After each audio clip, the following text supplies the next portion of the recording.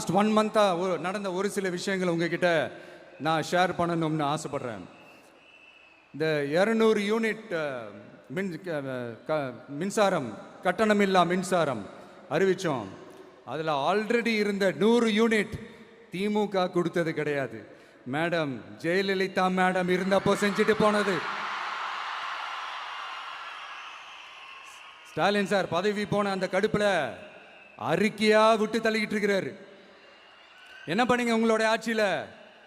மக்கள் பணத்தை, டாஸ்மாக்லேருந்து அடித்த அந்த பணத்தை, ஊழல் செஞ்ச அந்த ஃபைலை க்ளோஸ் பண்ணுறதுக்கு அலையா அலைஞ்சிங்க.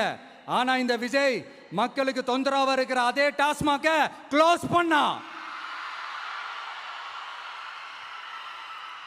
விவசாயிகளோட அந்த கடனை தள்ளுபடி மேக்சிமம் இந்த 1 மந்த்ல என்ன செய்ய முடியுமோ அதை செஞ்சான். நீங்க தான் அந்த நிதி சம்பந்தமா இருக்கிற எல்லா கேட்டையும் லாக் பண்ணி வச்சுட்டு போயிருக்கிறீங்க. அதை சரி செய்ய வேணாமா? அதை ஒழுங்குபடுத்த வேணாமா? அதனால மறுபடியும் சொல்றேன், இந்த விஜய் பொய் சொல்லி ஏமாத்துறதுக்காகலாம் அரசியலுக்கு வரல. உங்க கூடவே நிக்கிறதுக்காக மட்டும்தான் அரசியலுக்கு வந்திருக்கிறேன். அதுல எந்த மாற்று கருத்துமே கிடையாது. கவலையப்படாதீங்க விவசாய பெருமக்களே.